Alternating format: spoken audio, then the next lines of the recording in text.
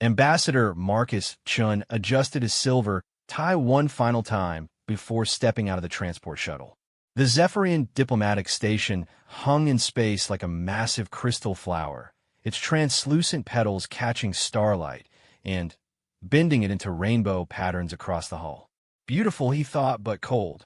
Everything about the Zephyrians seemed designed to remind visitors that they were dealing with a superior species.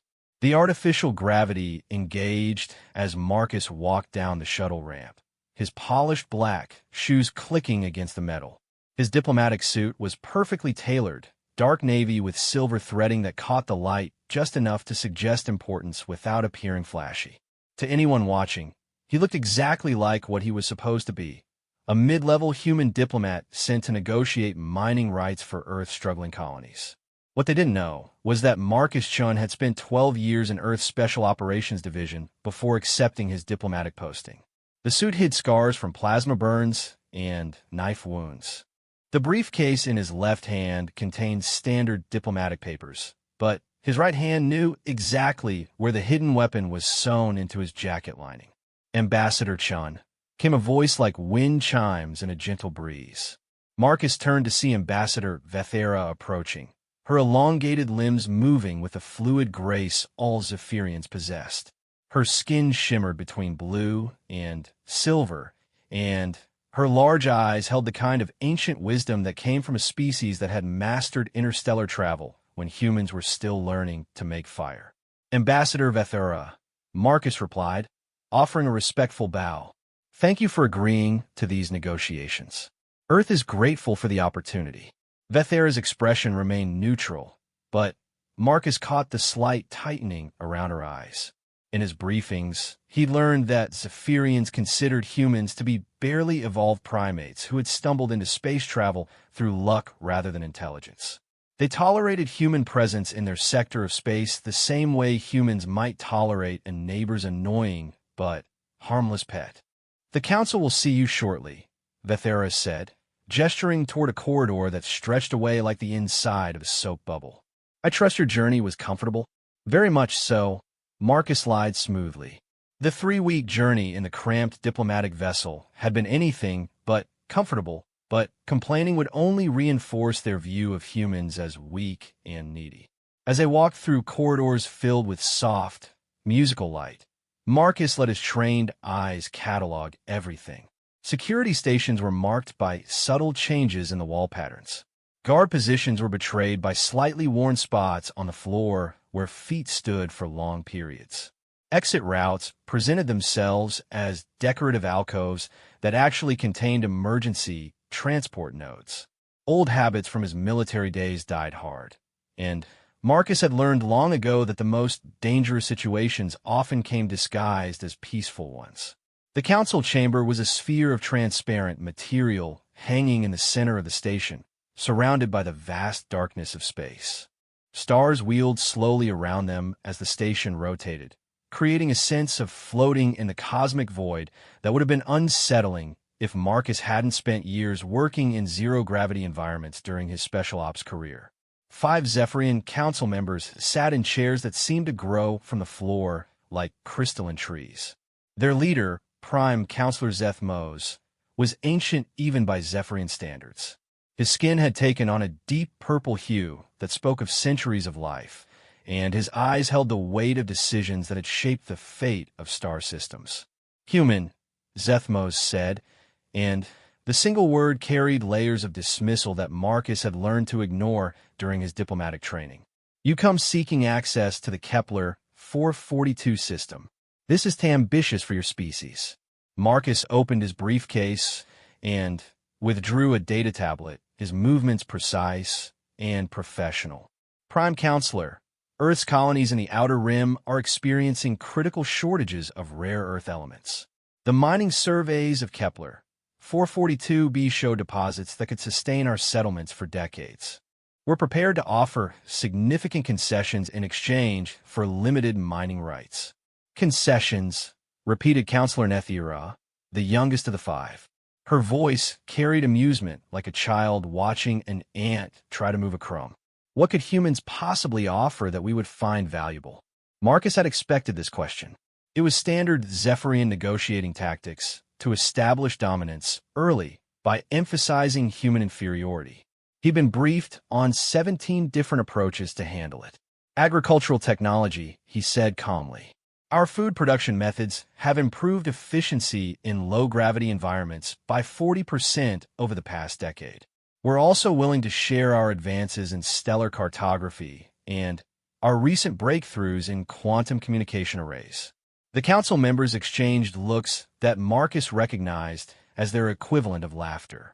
Counselor Vorthanese leaned forward, his silver skin reflecting the starlight streaming through the chamber walls. Humans offering technology to Zephyrians, he said. This is like insects offering to teach birds how to fly. Marcus maintained his neutral expression, but inside he was calculating. The insults were more intense than his briefings had suggested they would be. Either the Zephyrians were testing his limits, or something had changed in their attitude toward humans since his last intelligence update. Perhaps, he said carefully, but insects have survived on thousands of worlds where more advanced species have failed to adapt. Sometimes perspective matters more than raw capability. The silence that followed his words was different from before. Marcus realized he had crossed some invisible line. The council members' expressions shifted from casual dismissal to something that looked almost like anger. Prime Counselor Zeth Mose stood slowly, his ancient form unfolding like a prayer. Ambassador Chun, he said, and now his voice carried the chill of deep space. You mistake our politeness for weakness, and our hospitality for respect. Let me clarify the situation for you. The lights in the chamber dimmed, and suddenly, the stars outside weren't just beautiful points of light. They became reminders of how far from home Marcus really was, how alone he was in this crystal sphere surrounded by beings who could kill him with a thought. Your species has expanded into space through theft and violence, Zethmos continued. You take what you cannot create, fight wars over resources you cannot manage, and spread chaos wherever your ships travel. The fact that we allow human colonies to exist at all is an act of mercy that apparently you mistake for partnership. Marcus kept his breathing steady, but his right hand moved fractionally closer to his jacket. Not enough to be noticed, but enough to cut the distance if things went bad quickly. The Kepler 442 system belongs to the Zephyrian Collective, announced Counselor Nethira. It has belonged to us for 3 centuries, long before your species learned to build ships that could survive longer than a few months in space. The idea that we would grant mining rights to humans is insulting. Then, why agree to negotiations? Marcus asked, his diplomatic training warring with his growing suspicion that he'd walked into something much more dangerous than a simple trade discussion. The council members exchanged another look, and this time Marcus was certain he saw calculation in their expressions. Not the calculation of beings deciding on a business deal, but the calculation of predators deciding when to strike. Because, said Counselor Vorthanese slowly, it serves our purposes to remind humans of their place in the cosmic order. And because we have grown tired of your species' constant expansion into territories where you do not belong. Marcus felt the familiar cold clarity that had kept him alive through a dozen combat operations settle over his mind. The negotiations had been a sham from the beginning. The Zephyrians hadn't brought him here to discuss mining rights. They brought him here to send a message back to Earth, and Marcus was beginning to suspect that message wouldn't be delivered by a living ambassador. I see, he said quietly. And what message would you like me to take back to Earth? Prime Counselor Zethmos smiled, an expression that on a Zephyrian face looked like winter dawn breaking over a graveyard. Oh, Ambassador Chun, he said, you misunderstand. You won't be taking any message back to Earth. The chamber's lights died completely, leaving only the cold light of distant stars. In the darkness, Marcus heard the soft whisper of movement as figures began to close in around his position. His hand found the hidden weapon in his jacket, fingers tracing the familiar outline of the plasma knife that had saved his life more times than he could count. The Zephyrians had made a critical error in their intelligence gathering. They knew Marcus Chun was a diplomat, but They had no idea what he had been before accepting that posting. They saw the suit and the briefcase and the polite words, and they assumed they were dealing with a soft civilian who would die quietly when the time came. Marcus smiled in the darkness as he heard footsteps approaching from multiple directions. Clearly, the Zephyrians had never heard the old Earth saying about judging books by their covers. They were about to learn that some diplomats came with very sharp teeth. The attack came from 3 directions simultaneously, just as his special ops training had taught him to expect. Zephyrians moved like liquid light when they chose to, but Marcus had fought faster opponents in darker places. The plasma knife slid into his palm like an old friend returning home, its edge igniting with a soft blue glow that cast wild shadows around the crystal chamber. The first attacker came from his left, a Zephyrian warrior whose skin had been darkened to near invisibility. Marcus pivoted on his heel and let the alien's momentum carry him past, the plasma knife opening a line across the warrior's torso that glowed briefly before the Zephyrian collapsed. "Impossible," breathed Counselor Nethura from somewhere in the darkness. "Humans don't move like that." Marcus said nothing.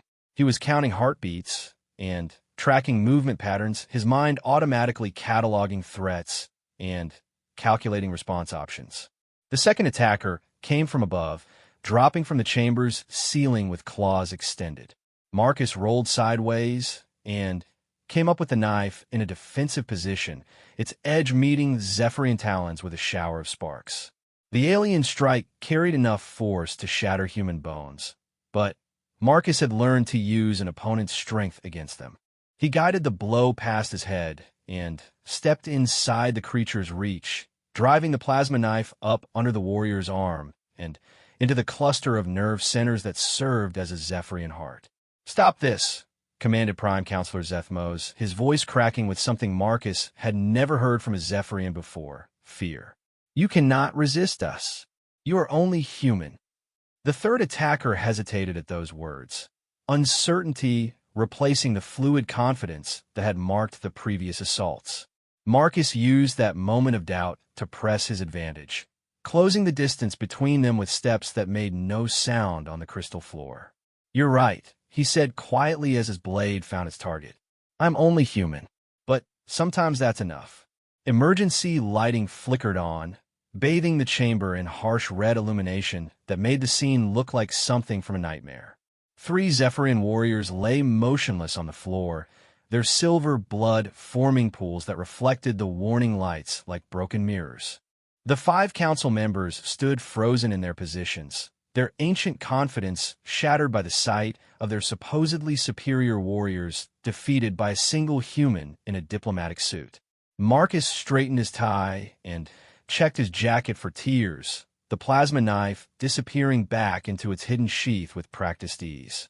When he looked up at the council, his expression was calm and professional, as if he'd just finished reviewing a trade agreement rather than fighting for his life. "Now, then," he said politely, "shall we discuss those mining rights?" The silence in the council chamber stretched like a taut wire ready to snap. Prime Counselor Zethmos stared at the human ambassador who stood calmly among the bodies of 3 elite Zephyrian warriors, his diplomatic suit barely wrinkled, his breathing steady as if he'd just finished a pleasant walk rather than a lethal combat encounter.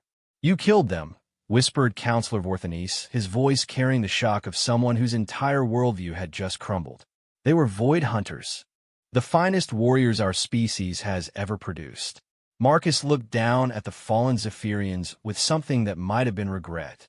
"They attacked a diplomatic envoy during negotiations. I responded with appropriate force to defend myself."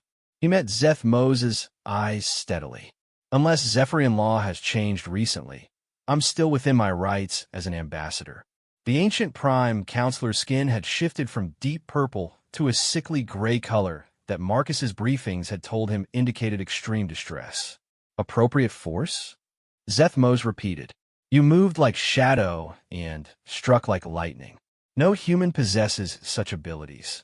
You'd be surprised what humans are capable of when properly motivated," Marcus replied, straightening a cuff that had been displaced during the fighting.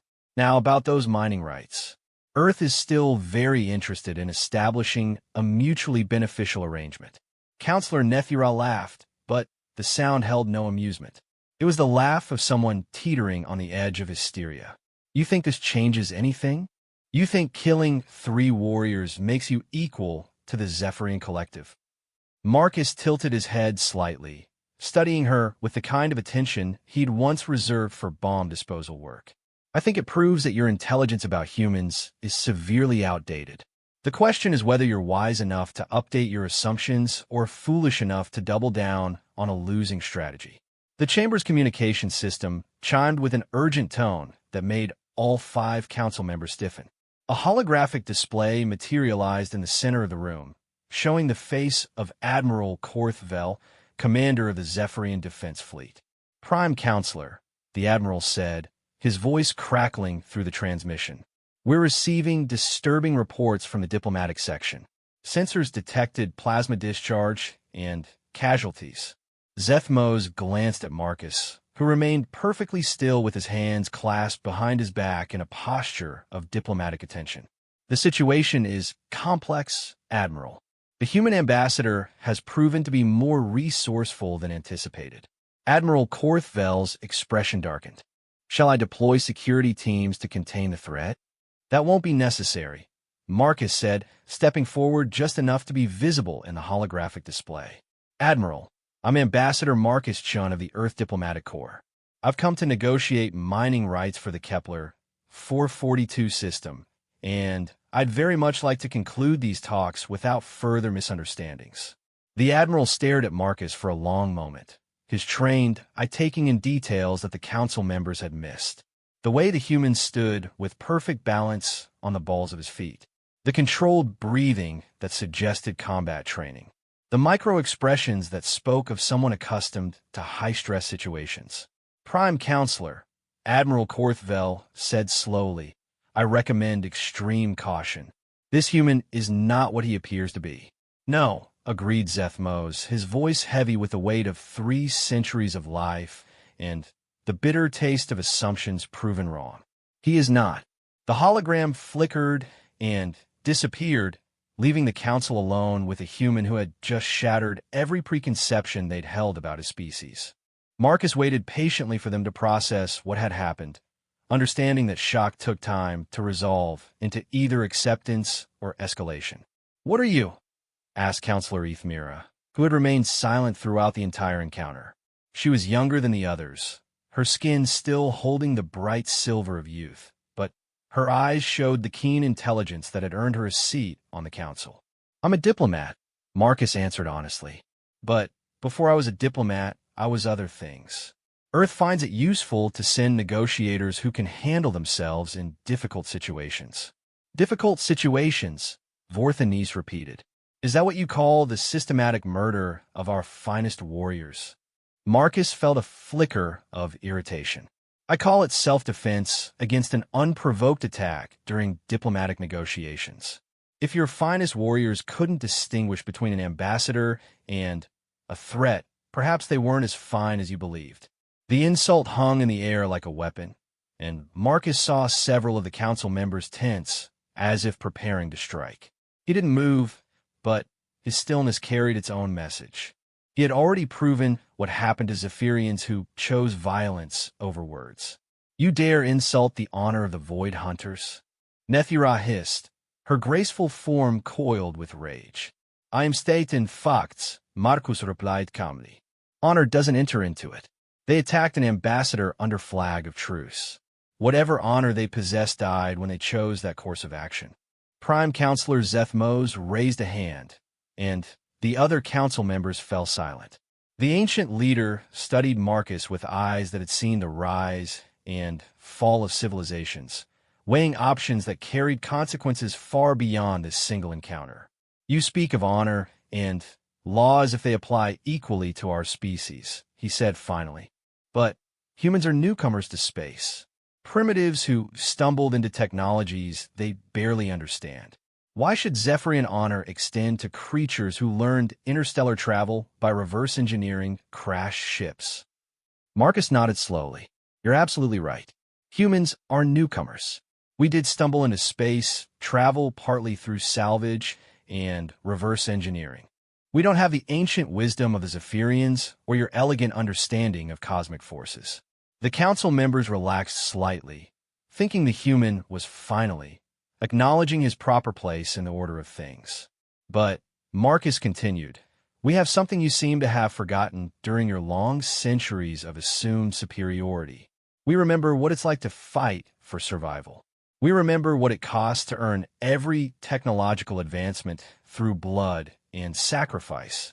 And we remember that in the universe, respect isn't given based on age or elegance. It's earned through strength." He gestured to the fallen warriors without looking away from Zethmos. "Your void hunters were skilled, probably the finest warriors your species has produced in generations. But they made the mistake of assuming that because humans are young, we must also be weak. They died because they believed your propaganda instead of studying their enemy." The chamber's environmental systems hummed quietly in the background, recycling air that now carried the metallic scent of Zephyrian blood. Marcus noted that none of the council members had called for medical assistance or showed any concern for the fallen warriors.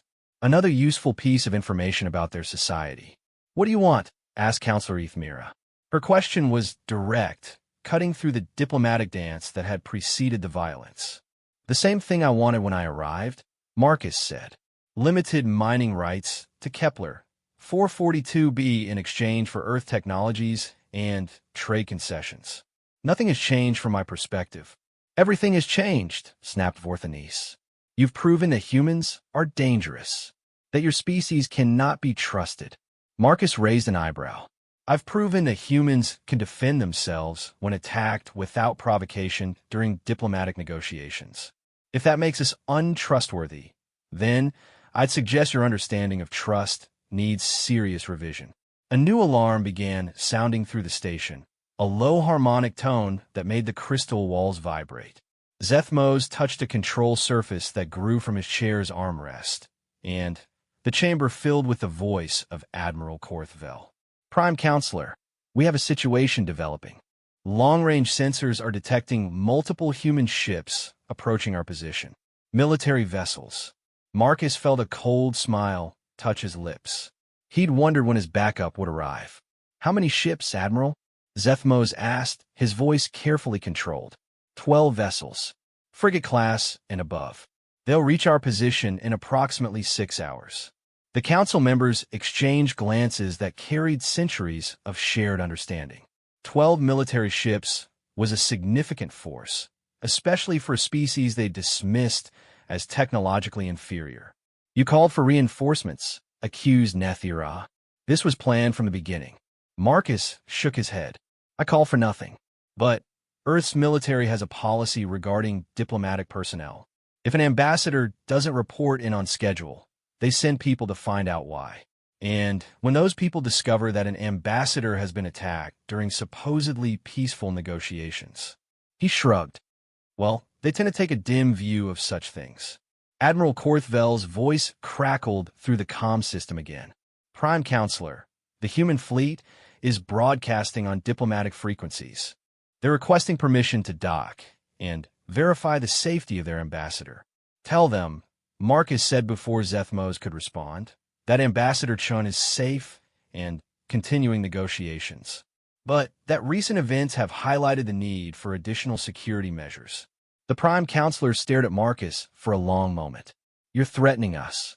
"I am explaining consequences," Marcus corrected.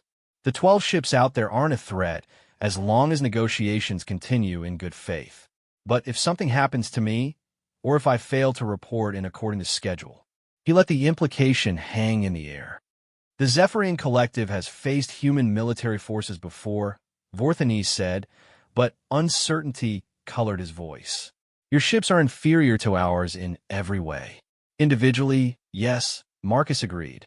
"A single Zephyrian warship could probably destroy 2 or 3 human vessels in a straight fight. But humans have learned something during our short time in space. We've learned that superior technology means nothing if you're not willing to use it ruthlessly." He moved to one of the chamber's transparent walls and looked out at the stars, his reflection ghost-like against the cosmic backdrop. Tell me, counselors, when was the last time your species fought a real war? Not a police action against primitives or a minor border dispute, but a genuine life-or-death conflict where survival was at stake. The silence that followed his question was answer enough. Humans fought such wars for thousands of years before we ever left our planet. Marcus continued. We perfected the art of killing our own kind long before we learned to kill aliens. And while you've spent centuries convinced of your inherent superiority, we've been learning from every conflict, adapting, improving our tactics. He turned back to face the council, and something in his expression made several of them step backward. Those 12 ships out there, they're crewed by beings who grew up knowing that the universe is hostile, that survival requires strength, and that mercy is a luxury only the strong can afford. They won't hesitate to turn this station into expanding plasma if they believe their ambassador has been murdered. Counselor Ethmira leaned forward in her crystalline chair. And you? Would you order such destruction? Marcus considered the question seriously. I hope it won't come to that. But if you force the choice between human lives and Zephyrian lives, he shrugged. I'm human. The math isn't complicated. The chamber fell silent except for the distant hum of the station's systems and the soft whisper of recycled air. Outside the transparent walls, stars continued their ancient dance, indifferent to the mortal concerns of the beings who had come to negotiate among them. Prime Counselor Zethmos stood slowly, his ancient form unfolding with the dignity of ages.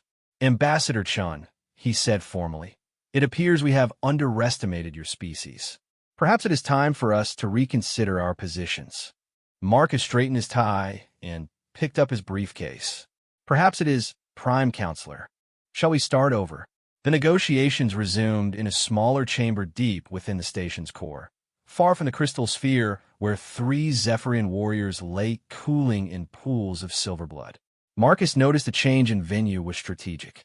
The new room had no transparent walls, no view of the approaching human fleet, and multiple exit points that would allow the council members to escape quickly if things went wrong again.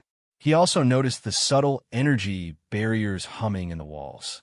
The Zephyrians weren't taking any chances this time. The Kepler 442 system, Prime Counselor Zethmos began, his voice carefully neutral, contains more than just rare Earth deposits. Our surveys have identified energy signatures that suggest ancient technology buried beneath the planetary surface. Marcus set his briefcase on the oval table that seemed to grow from the floor, like everything else in Zephyrian architecture. Define ancient technology. Artifacts that predate both our species, answered Counselor Ethmira. Possibly remnants of the Forerunner civilization that vanished from this galactic sector 3 million years ago. This was new information. Marcus's briefings had mentioned nothing about Forerunner ruins, which meant either Earth's intelligence network had missed something crucial, or the Zephyrians had only recently discovered whatever was hidden on Kepler 442b. That changes the parameters significantly, Marcus said. Earth's interest was purely economic, mining rights for rare Earth elements to support our outer rim colonies. We had no knowledge of archaeological significance. Counselor Vorthanes leaned back in his chair, which adjusted its shape to accommodate his movement. And now that you do have such knowledge, will Earth still be content with simple mining operations? Marcus considered his answer carefully. The truth was that Earth's xenoarchaeology division would kill for access to genuine foreign artifacts. The technological advances possible from studying such relics could advance human civilization by centuries. But admitting that level of interest would give the Zephyrians enormous leverage in negotiations. Earth has always respected archaeological discoveries, he said diplomatically. We would be happy to participate in any joint research efforts under appropriate supervision. Appropriate supervision, repeated Nethura with what might have been amusement. Meaning Zephyrian supervision, of course. Meaning whatever supervision ensures the artifacts are studied properly and safely, Marcus corrected. Earth brings significant expertise in xenoarchaeology. Our teams have successfully excavated Martian ruins, Titan burial sites, and the crystal libraries of Europa. We're not amateurs in this field. Prime Counselor Zethmos touched a control, and a holographic display materialized above the table, showing a three-dimensional map of the Kepler 442 system. The target planet rotated slowly, its surface marked with energy signatures that pulsed like heartbeats. The readings we're detecting are unlike anything our scientists have encountered, Zethmos explained. The energy patterns suggest technology that operates on principles our physics cannot explain. This is not simply a matter of advanced engineering. This may be evidence of fundamental knowledge that could revolutionize our understanding of the universe. Marcus studied the display, noting the concentration of energy signatures around what appeared to be a vast complex buried beneath the planet's northern continent. Even from the hologram, he could see that whatever lay hidden there was enormous. Not a single structure, but an entire city or research facility. Have your people attempted any excavation? He asked. Preliminary surveys only, admitted Counselor Ethmira. Our teams encountered unexpected phenomena. Energy fields that disrupted equipment, gravitational anomalies that defied explanation, and temporal distortions that caused instruments to age decades in moments. Marcus felt a familiar chill run down his spine. He'd encountered Forerunner technology twice during his special operations career, both times in classified missions that officially never happened. The ancient artifacts were beautiful, elegant, and absolutely lethal to anyone who approached them without proper precautions. Temporal distortions, he repeated. What kind of effects are we talking about? Our lead archaeologist spent 30 minutes inside one of the energy fields, Vorthanes said quietly. When he emerged, his equipment registered that 3 years had passed. His biological age remained unchanged, but every electronic device he carried had aged normally. Computer systems that should have lasted decades were reduced to scrap metal. Marcus nodded slowly. Differential temporal fields. We've encountered similar phenomena in the ruins on Titan. The Forerunners seem to have used time itself as a tool. Their technology exists partially outside normal temporal flow. The council members exchanged glances that Marcus had learned to interpret as surprise. Clearly, they hadn't expected humans to have any experience with such advanced concepts. You've dealt with similar situations? Asked Zethmos. Successfully? Define successfully, Marcus said dryly. We lost 2 teams learning how to approach Forerunner sites safely. But we did eventually develop protocols that allow limited exploration without catastrophic casualties. He opened his briefcase and withdrew a datapad, scrolling through classified files that he probably shouldn't be sharing with alien governments. But circumstances had moved far beyond normal diplomatic protocols. The key is understanding that Forerunner technology responds to intention as much as action, Marcus explained.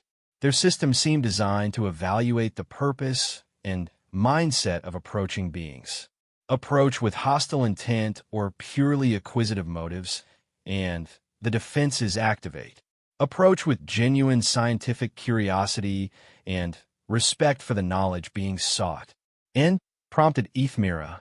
And sometimes they let you in, Marcus finished. Not always. Not safely. But sometimes. The chamber fell quiet except for the subtle harmonics that seemed to be built into every Zephyrian structure. Marcus could feel the council members reassessing the situation, recalculating the potential value of human involvement in their discovery.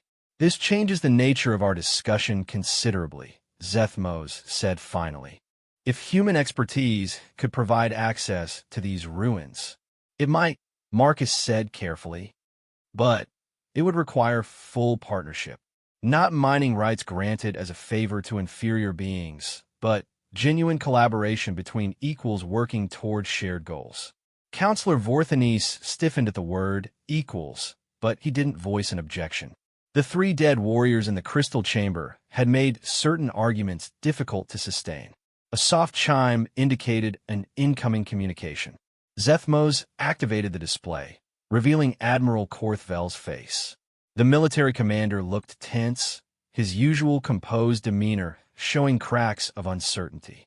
"Prime Counselor," the Admiral said, "the human fleet has moved into standard diplomatic formation around our station. Their commander, Admiral Sarah Chun, is requesting permission to come aboard for a security briefing with her ambassador." Marcus felt a smile tug at his lips despite the seriousness of the situation. Sarah Chun was his sister and one of the most competent military commanders Earth had ever produced. She was also absolutely ruthless when protecting people she cared about. "Admiral Chun," Zethmos repeated, looking at Marcus with new understanding. "A relative of yours?" "My sister," Marcus admitted. "I should probably mention that she's not nearly as diplomatic as I am." "You consider yourself diplomatic?" asked Nethura incredulously. "Compared to Sarah?" "Absolutely. She tends to solve problems by shooting them until they stop being problems." Admiral Korthvel's voice interrupted their exchange. "Prime Counselor, Admiral Chun is insistent. She's made it clear that she will board this station with or without permission if she doesn't receive confirmation of her brother's safety within the next 30 minutes. Marcus checked his chronometer and realized he was already overdue for his scheduled check-in. Sarah would be operating under the assumption that something had gone wrong, which meant she was probably planning military action even as they spoke. "I should probably speak with her," he said, standing and smoothing his jacket. "If you don't mind, I'd like to include her in these discussions. Admiral Chun has experience with Forerunner sites, and her ships could provide security for any joint excavation efforts." "Security against what?" asked Counselor Ethmira. "Other interested parties," Marcus said simply. "We're about Forerunner ruins travels fast in certain circles. Pirates, mercenary archaeologists, rogue AI collectives, and worse. If you want to keep your discovery secret long enough to study it properly, you'll need serious firepower watching over the operation." Prime Counselor Zethmos was quiet for a long moment, his ancient eyes studying the holographic display of Kepler 442b. Marcus could see the internal debate playing out across the alien's features. Accept human partnership and potentially gain access to invaluable Forerunner knowledge, or maintain traditional Zephyrian superiority and risk losing everything to better-armed scavengers. "Very well," Zethmos said finally. "Invite Admiral Chun to join our discussions." "But, Ambassador Chun..." "Yes. I trust that your sister is more restrained than the warriors who attacked you earlier." Marcus thought about Sarah's tendency to shoot first and ask questions later. About her collection of weapons that officially didn't exist. About her cheerful willingness to violate 17 different interstellar treaties if it meant protecting her family. "Oh, she's very restrained," he said with perfect diplomatic sincerity. "As long as everyone remembers their manners." The communication channel opened, and Marcus found himself looking at his sister's face for the first time in 8 months. Admiral Sarah Chun looked exactly like what she was, a human who had clawed her way up through the ranks of Earth's military by being tougher, smarter, and more willing to take risks than anyone around her. Her dark hair was pulled back in regulation style. Her uniform was crisp despite weeks of space travel, and her eyes held the kind of cold intelligence that had made her a legend in military circles. "Marcus," she said, and her voice carried relief, anger, and the promise of violence in equal measure. "Are you injured?" "I'm fine, Sada. Just some misunderstandings that have been cleared up." He gestured to the council members. "I'm in negotiations with the Zephyrian Council regarding a joint archaeological expedition. Your timing is actually perfect."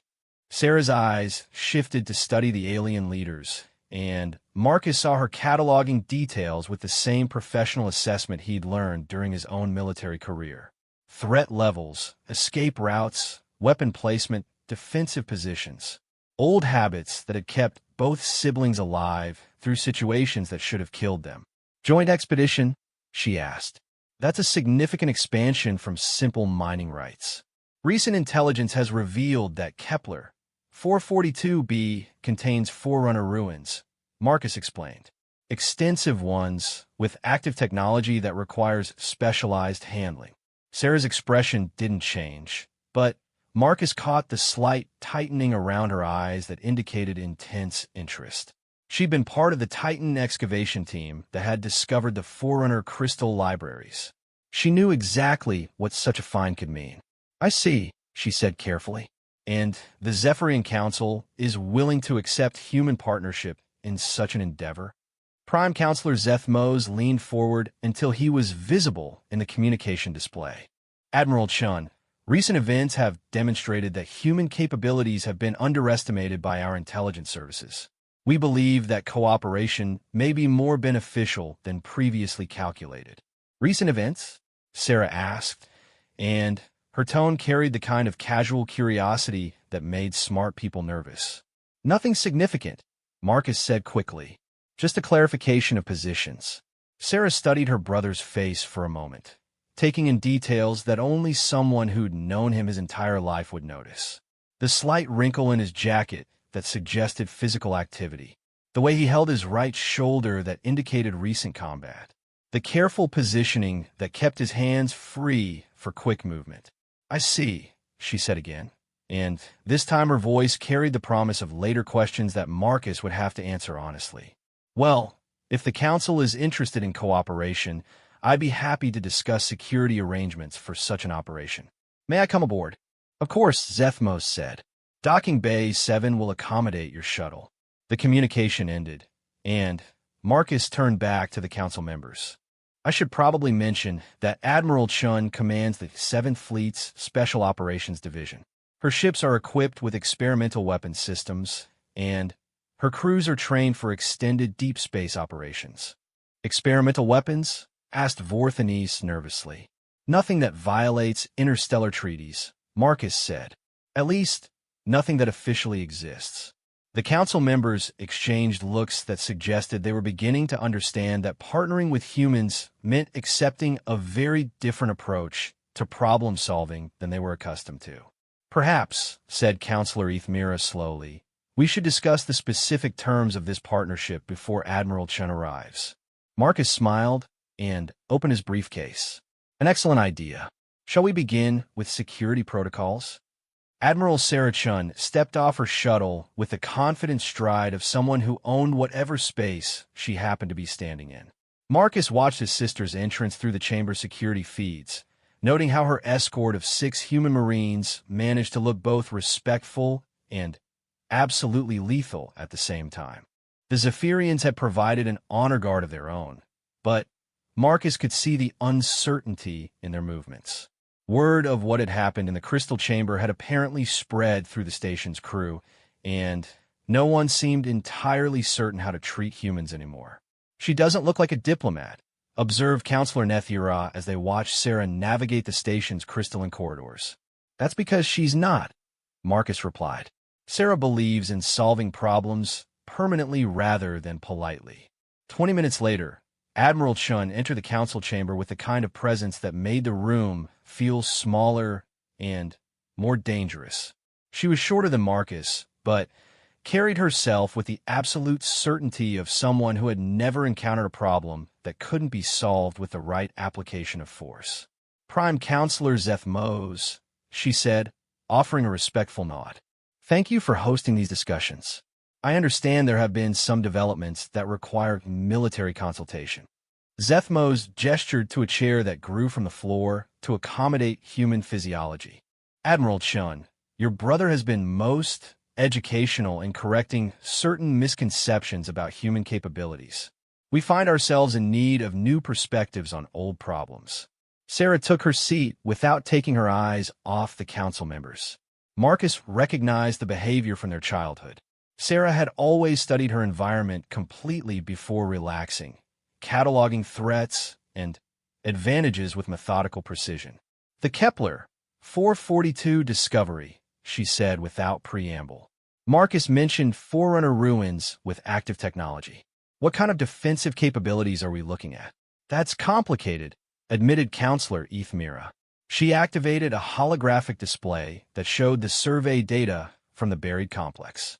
The energy signatures suggest multiple overlapping defensive systems. Some appear to be purely technological, while others seemed to manipulate fundamental forces in ways our science cannot explain.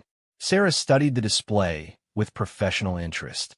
Temporal distortions, gravitational anomalies, and what looks like localized space-time folding. Classic Forerunner security architecture. How many people have you lost attempting access? Lost? Asked Vorthanes. Dead, missing, or transformed beyond recognition, Sarah clarified matter-of-factly. Forerunner sites are beautiful museums that double as extremely creative execution chambers. The crystal libraries on Titan killed 43 researchers before we learned proper approach protocols. The council members looked uncomfortable with her directness, but Marcus appreciated his sister's refusal to soften harsh realities. Military commanders who couldn't face casualties honestly had no business sending people into danger. We have lost no personnel, Zeth Mose said stiffly. Our preliminary surveys were conducted remotely. Smart, Sarah acknowledged. What did your remote drones discover before they were destroyed? How did you know they were destroyed? Asked Counselor Ethmira. Sarah gestured to the holographic display. Because you're showing me energy pattern analysis instead of actual footage. Forerunner defensive systems target artificial intelligence first, biological intelligence second. Your drones probably lasted about 30 seconds once they got close to the main complex. The uncomfortable silence that followed confirmed her assessment. The question, Sarah continued, is whether you want to continue losing expensive equipment to trial and error exploration, or whether you'd prefer to work with people who've actually figured out how to survive Forerunner encounters. And what would such cooperation entail? Asked Zeth Mose carefully. Sarah opened a secure datapad and began scrolling through classified files. Joint expedition teams with mixed human-Zephyrian personnel. My ships provide orbital security and evacuation capabilities. Earth provides xenoarchaeological expertise and Forerunner-specific equipment. The collective provides local knowledge and administrative authority. Administrative authority? Repeated Vorthanes suspiciously. It's your star system, Sarah said with a shrug. We're not interested in conquest or permanent occupation. We want access to the ruins, protection for the research teams, and shared access to whatever discoveries are made. When the expedition is complete, we go home. Marcus watched the council members process this information. The offer was more generous than traditional Zephyrian negotiations, which usually involved extensive demands for tribute and submission. But Sarah had always believed that fair partnerships lasted longer than conquered territories. What guarantees do we have that human forces will withdraw when promised? Asked Nethira. Sarah smiled, and the expression was not entirely reassuring. Because if we want to take your system by force, we would have done it already instead of bothering with negotiations. 12 ships isn't our full capability, Counselor. It's just what we brought for diplomatic escort duty. Prime Counselor Zeth Mose leaned forward in his crystalline chair. How many ships could Earth deploy if necessary? That depends, Sarah said, on whether we're talking about local defense, system conquest, or the kind of full-scale operation we'd mount if someone killed my brother during supposedly peaceful negotiations. The temperature in the room seemed to drop several degrees. The last option would involve approximately 200 ships, Sarah continued conversationally, including several experimental vessels that don't officially exist and carry weapons that definitely don't officially exist. Marcus decided it was time to steer the conversation back toward productive channels. Sarah, perhaps we could focus on the positive aspects of cooperation rather than the consequences of betrayal. Of course, his sister agreed. The positive aspects are much more interesting anyway. She manipulated her datapad, and the room's holographic display changed to show detailed schematics of human excavation equipment. Temporal stabilizers to neutralize time distortion fields. Gravitational anchors to prevent spatial folding from separating team members. And AI-shielded communication systems that can maintain contact even when conventional electronics are being actively attacked by Forerunner security protocols. The technology was impressive, clearly beyond current Zephyrian capabilities in several key areas. Marcus saw recognition in the council members' expressions as they realized that human engineering had solved problems their own science hadn't even properly identified yet. "These systems have been tested?" asked Counselor Ethmira. "Extensively," Sarah confirmed. "We've successfully excavated 4 major Forerunner sites using this equipment. 0 casualties in the last 3 operations." "In the first operation?" asked Vorthanese. Sarah's expression darkened slightly. "The first operation was how we learned to build the equipment. 15 good people died because we thought we could approach Forerunner technology the same way we approach human archaeology. We learned better. The honesty was brutal but effective." Marcus could see the council members appreciating his sister's willingness to admit costly mistakes rather than pretending human methods were infallible. "There's something else you should know," Marcus added. "Earth's Xenoarchaeological Division has developed translation protocols for Forerunner data systems. If the ruins contain information archives, we may be able to access and interpret the contents." This revelation caused a stir among the council members. Access to Forerunner knowledge was the ultimate prize, something that could advance any civilization by millions of years if properly understood. "Translation protocols," Zethmos repeated slowly. "You can read Forerunner script?" "Some of it," Marcus said carefully. "The mathematical and scientific notations are mostly universal. Cultural and historical texts are more challenging, but we've made significant progress." Sarah pulled up another file on her datapad, showing samples of translated Forerunner documents.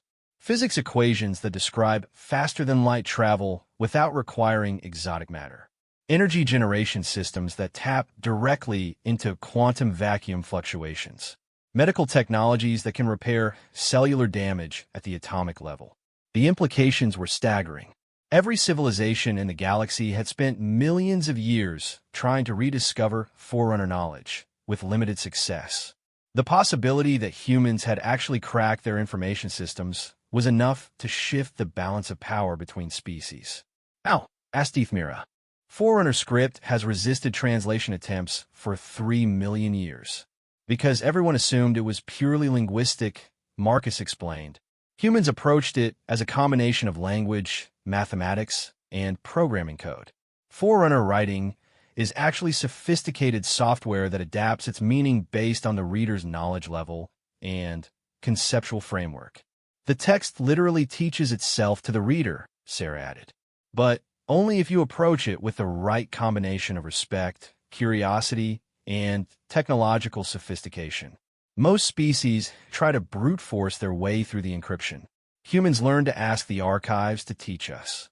The council chamber fell silent as the full magnitude of human discoveries sank in. Marcus realized they had just fundamentally changed the negotiating landscape. What had started as a request for mining rights had become an offer to share potentially civilization-altering knowledge. "This partnership," Zethmos said finally, his ancient voice carrying new weight. "It would not be between equals." "No," agreed Sarah. "It wouldn't. Humans have capabilities you lack, and Zephyrians have capabilities we lack. That's what makes partnership valuable instead of redundant. And if we refuse..." Sarah's expression remained neutral, but her voice carried the kind of finality that ended arguments.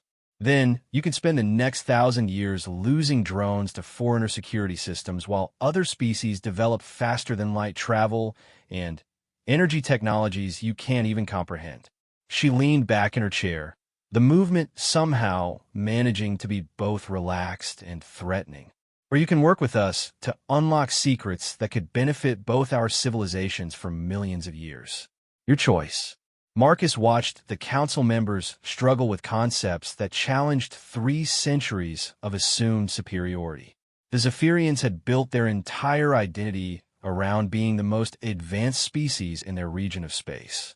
Accepting human partnership meant acknowledging that advancement wasn't the same as adaptability. "We need time to consider these proposals," Zethmos said finally. "Of course," Marcus replied diplomatically. "Take all the time you need. But I should mention that long-range sensors have detected energy fluctuations around Kepler, 442b that suggest the Forerunner systems are becoming more active. More active how? Asked Nethira. Sarah consulted her datapad. Could be anything from automated maintenance cycles to full defensive awakening. Forerunner sites sometimes respond to external attention by increasing their security protocols. The longer we wait to begin proper exploration, the more dangerous the ruins are likely to become. How long do we have? Asked Mira. Unknown, Marcus admitted. Could be weeks, could be months. But Forerunner defensive systems follow exponential escalation patterns. If we're going to do this, sooner is definitely better than later. The weight of decision settled over the chamber like a physical thing. Marcus could see the council members wrestling with the choice between pride and pragmatism, between traditional Zephyrian superiority and the unprecedented opportunity that human partnership represented. Outside the station, 12 human warships waited in patient formation, their crews ready for whatever orders Admiral Chen might give. And, far beyond them, in the Kepler 442 system, ancient technologies stirred to life in response to the attention of younger species, preparing to either share their secrets or defend them with weapons that could unmake reality itself. The universe held its breath, waiting to see which path would be chosen. 6 hours later, the Zephyrian Council reconvened with a decision that would reshape interstellar politics for generations. Prime Counselor Zethmos looked older than his 3 centuries as he faced the 2 human siblings who had upended everything his species believed about their place in the universe. The Zephyrian Collective accepts the proposed partnership, he announced, his voice carrying the weight of historical inevitability. We will establish a joint expedition to explore the Kepler 442 ruins under shared command structure and mutual benefit agreements. Marcus felt a careful satisfaction. 6 months of preparation, 3 days of negotiations, and 1 very educational combat encounter had produced exactly the result Earth needed. But he was professional enough to recognize that the real work was just beginning. Excellent, he said formally. Earth's Xenoarchaeological Division will begin deployment preparations immediately. Admiral Chun, how long until your specialized equipment can be in position? Sarah consulted her command tablet. 72 hours for the primary excavation package. The heavy equipment will take another week, but we can begin preliminary surveys with what we have. Preliminary surveys, repeated Counselor Mira. What exactly does that involve? Passive observation from safe distance, Sarah explained. We map energy fields, identify safe approach routes, and establish base camps outside the defensive perimeter. No direct contact with Forerunner systems until we understand what we're dealing with. The plan was sound, Marcus thought. Conservative enough to minimize casualties, aggressive enough to produce results before the ruined security systems could fully activate. He'd seen too many archaeological expeditions fail because they rushed into dangerous situations without proper preparation. A soft chime indicated an incoming priority communication.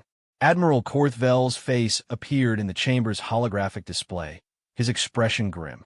Prime Counselor, we're detecting multiple hyperspace signatures approaching the Kepler 442 system. Unknown vessels, at least 15 ships. They'll reach the planet in approximately 18 hours. The mood in the chamber shifted instantly. Marcus felt his combat instincts activate as he processed the implications. Someone else had detected the energy fluctuations from the ruins, and they were coming with significant force. Ship classifications? Sarah asked, her voice sharp with professional focus. Admiral Korthvel manipulated his console, and the display showed tactical readings from the approaching fleet. Mixed composition. Several appear to be Corvin heavy cruisers, but there are designs we don't recognize. Possibly mercenary vessels or independent operators. Marcus exchanged glances with his sister. The Corvin Syndicate was known throughout the galaxy as ruthless scavengers who specialized in raiding archaeological sites.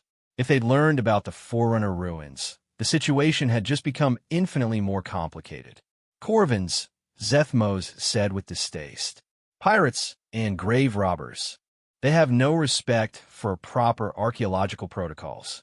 They also have no respect for prior claims or territorial sovereignty, added Vorthanes. If they're coming to Kepler 442, they intend to take whatever they can carry. Sarah was already pulling up tactical displays on her command tablet. 15 ships is more than a simple raiding force. Someone's made a significant investment in this operation, which means they know something specific about what's down there, Marcus concluded. The question is how they found out. The council members exchanged uncomfortable looks that suggested they suspected the answer, but didn't want to voice it. Information leaks? Sarah asked bluntly. Possible, admitted Counselor Nethira. Station personnel have been discussing the discovery. Word may have spread beyond our control. Marcus felt a familiar cold anger settle in his chest. Operational security failures had killed more archaeological teams than hostile aliens or dangerous ruins combined. Someone's loose talk had potentially doomed the entire expedition. Options, he asked Sarah. His sister was already running calculations. We can reach Kepler 442 in 16 hours if we push our engines. That gives us a 2-hour window to establish defensive positions before the Corvin fleet arrives. Defensive positions around an active Forerunner site, Marcus pointed out. That's going to be interesting. Interesting is one word for it, Sarah agreed grimly. But the alternative is letting pirates strip mine 3 million years of accumulated knowledge. Prime Counselor Zeth Mose stood slowly, his ancient frame radiating the kind of dignity that came from making hard decisions. Admiral Chun, how many ships would you need to guarantee victory against 15 Corvin vessels? Sarah's smile was not pleasant. Guarantee is a strong word, Prime Counselor. But give me 8 human ships and whatever Zephyrian vessels you can spare, and I'll guarantee the Corvins won't be taking anything home. You would commit Earth's forces to defend Zephyrian territory? Asked Ethmira with surprise. I would commit Earth's forces to defend our mutual interests, Sarah corrected. The Forerunner ruins belong to whoever's strong enough to protect them and smart enough to study them properly. That's not the Corvin Syndicate. Marcus watched the council members process this declaration. Traditional Zephyrian politics didn't include concepts like mutual defense or shared interests. Their species had spent millennia as unchallenged rulers of their region of space, dealing with other civilizations from positions of overwhelming superiority. But the last 24 hours had shattered those assumptions completely. Very well, Zethmos decided. The collective will commit 8 ships to joint defense operations. Admiral Korthvel, prepare the 4th Fleet for immediate deployment to Kepler 442. Acknowledged Prime Counselor. Fleet will be ready to depart in 4 hours. The communication ended, leaving the chamber filled with the kind of tense energy that preceded military operations. Marcus had felt it dozens of times during his special ops career, the electric anticipation of controlled violence about to be unleashed. This changes our excavation timeline, he pointed out. We'll be conducting archaeological research in an active combat zone. Not necessarily, Sarah said, pulling up star charts on her display. If we position ourselves correctly, we can use the Forerunner ruins as a defensive asset. Anyone trying to attack us will have to approach through the site's security perimeter. Using ancient alien death traps as military fortifications, Marcus mused. That's either brilliant or completely insane. Both, his sister agreed cheerfully. The best military strategies usually are. Counselor Vorthanes looked nervous. The risks are manageable if we do this right, Sarah interrupted. Forerunner defensive systems distinguish between different types of threats. Military vessels trigger different responses than archaeological teams. We position the fleet outside the danger zone and use shuttles for surface operations. She manipulated her tablet, and the holographic display showed a tactical overlay of the Kepler 442 system. Defensive positions, patrol routes, and excavation sites were marked in different colors, creating a complex, three-dimensional battle plan. The Corvins will expect to find empty ruins defended by whatever automated systems the Forerunners left behind, Sarah explained. They won't be prepared for coordinated resistance from 2 different species using combined tactics. Marcus studied the plan with professional appreciation. His sister had always been gifted at turning disadvantages into advantages, using enemy assumptions against them. "What about the ruins themselves?" he asked. "This much military activity is going to trigger every security protocol the Forerunners built into that place." "Probably," Sarah admitted. "But Forerunner systems are designed to protect knowledge, not destroy it. If we approach the ruins with genuine scientific intent, while the military action happens elsewhere, the defensive systems might discriminate between threats." "Might," emphasized Zethmos. "This is speculation. All military planning is speculation," Sarah replied. "The question is whether we speculate from positions of strength or positions of weakness." A new communication alert chimed, and Admiral Korthvel's face reappeared. "Prime Counselor, we're receiving additional sensor data from the approaching fleet. Some of those unrecognized ship designs are showing energy signatures consistent with Forerunner technology." The chamber fell silent. Marcus felt pieces clicking together in his mind, forming a picture he didn't like at all. "The Corvins have Forerunner weapons," he said flatly. "That would explain their confidence in attacking a defended archaeological site," Sarah observed grimly. "It also explains why they're coming with such force." Counselor Ethmira leaned forward. "Forerunner weapons are beyond anything our species have developed. If the Corvins have access to such technology, then this isn't a raiding expedition," Marcus finished. "It's a conquest operation. They're not just coming to loot the ruins. They're coming to establish permanent control over Forerunner space."